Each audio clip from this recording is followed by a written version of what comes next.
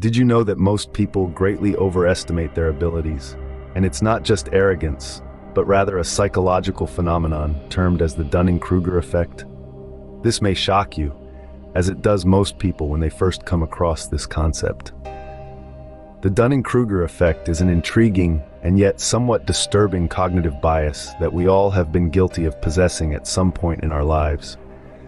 It's interesting how our minds work. We humans are complex beings with intricate minds, capable of incredible thoughts and ideas. But we're also susceptible to a variety of cognitive biases, or errors in thinking that affect our decisions and judgments.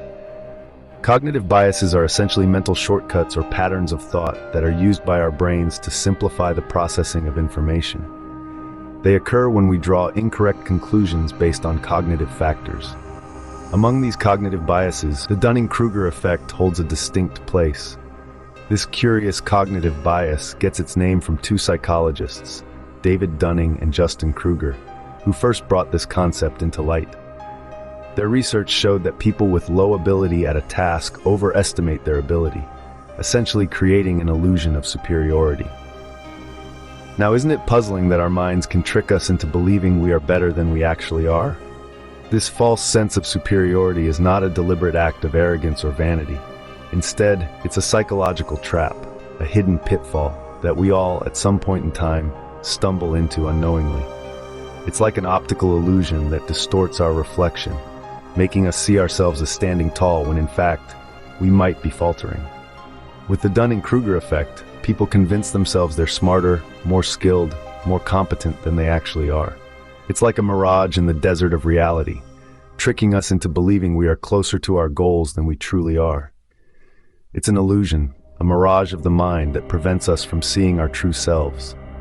What's even more surprising is the universal nature of this effect. It does not discriminate between the novice and the expert, the student and the teacher, the apprentice and the master. It affects everyone, regardless of their level of expertise or experience. A seasoned professional with years of experience might fall into this trap just as easily as a novice starting their journey. Does this mean that we're all delusional about our abilities? Not necessarily. The Dunning-Kruger effect is a cognitive bias, not a definitive measure of our capabilities or intelligence.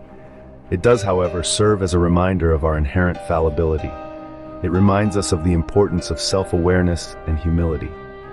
The Dunning-Kruger effect is a fascinating concept, one that opens up a window into the human psyche, revealing our vulnerabilities and strengths. It's a humbling reminder of our human limitations and the importance of continuous learning and growth. It's a concept that encourages us to question our perceptions and push us towards a deeper understanding of ourselves and our capabilities. Intriguing, isn't it? This could be you. This could be me. The Dunning-Kruger effect does not discriminate. It can affect anyone, anywhere, at any point in their lives. Now that we've scratched the surface of this psychological phenomenon, are we ready to delve deeper into this fascinating effect? The world of psychology is a vast and complex one, filled with countless concepts and theories that seek to explain the workings of the human mind. Among them, the Dunning-Kruger effect is just one piece of the puzzle, one element that helps us understand the intricate labyrinth of human cognition. So shall we delve deeper into this? Picture this, a mountain climber, untrained, yet overconfident, standing proudly at the peak of Mount Stupid. This is not your average mountain, no. Mount Stupid is a metaphorical peak, a treacherous pinnacle of self-deception that exists in the minds of us all. It's the summit of overconfidence that many of us reach when we first learn about a new subject. You see, when we dip our toes into the vast oceans of knowledge about a new topic, we often mistake the puddle of information we've gathered for the entire sea. We inflate our abilities and our understanding, standing tall at the peak of Mount Stupid, unaware of the vast terrain we have yet to explore. Let's look at the world of self-help literature for some examples. Remember the story of the protagonist in the bestseller, The Power of Now? He was convinced that a few weeks of meditation had made him an enlightened guru. Or the author of Awaken the Giant Within, who believed that reading a handful of psychology books made him an expert in human behavior. They both stood confidently at the peak of Mount Stupid, their overconfidence fueled by a small amount of knowledge. You see, it's easy to feel like an expert when you're standing at the peak, but the view from the top is deceptive. The landscape of knowledge isn't a flat plane where you can see everything from a single vantage point. It's a complex, multidimensional space with hidden valleys and unfamiliar terrains. As our climber descends, they enter the dreary valley of despair. Now imagine this. You've just scaled the towering heights of Mount Stupid, filled with the intoxicating arrogance of ignorance. But as you take a step further, you slip. Suddenly, you're in free fall, tumbling down into a valley that seems to swallow all hope and confidence. Welcome, my friends, to the Valley of Despair, the second phase of the Dunning-Kruger Effect. What happens here? Well, it's quite simple. As you gain more knowledge about a subject, your confidence doesn't soar higher. Rather, it plummets. It's like a cruel joke, isn't it? The more you know, the less confident you feel. Let's take a trip down memory lane, shall we? Remember when we talked about Elizabeth Gilbert, the author of Eat, Pray, Love? After her initial success, she was filled with self-doubt. She questioned her abilities, her talent, her worth. She was in the valley of despair, my friends, and she's not the only one. Many of our favorite self-help authors have been here.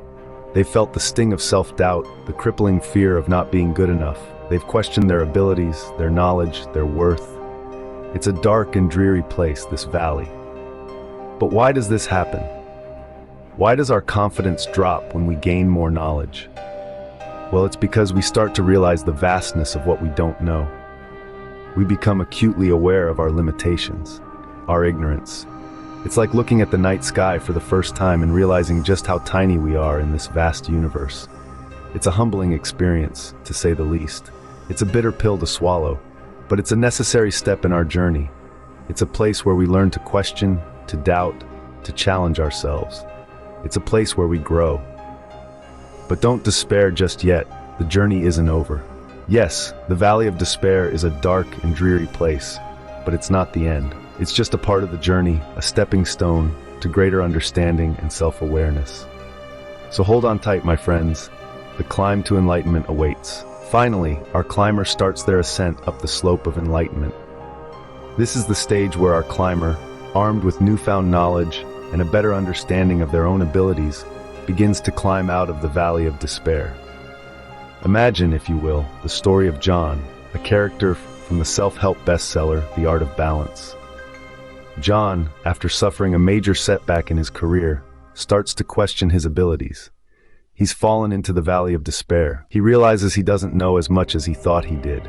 But instead of wallowing, he decides to learn, to grow, and to improve. He begins to climb the slope of enlightenment. The slope of enlightenment represents the point where we start to have a realistic understanding of our abilities. It's that sweet spot between confidence and competence. It's where we realize that we don't know everything, but we're capable of learning and improving. This is where our climber really starts to shine.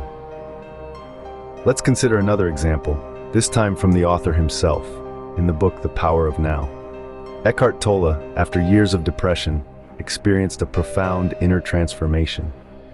This transformation didn't come from an inflated sense of self, but rather from a realistic understanding of his own abilities and the power of the present moment.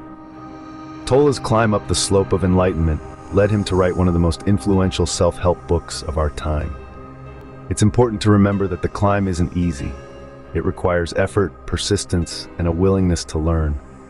But the view from the top, the sense of accomplishment, the balance between confidence and competence, it's worth every step.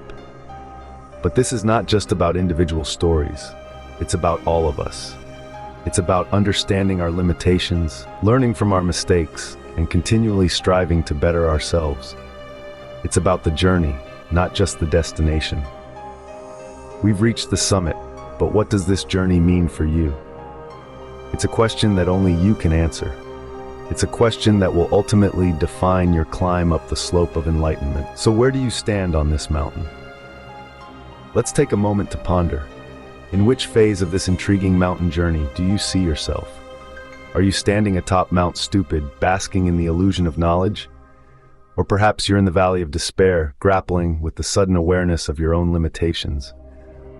Or are you ascending the slope of enlightenment, gradually gaining true competence? Understanding the Dunning-Kruger effect isn't just an intellectual exercise, it's a tool for personal growth.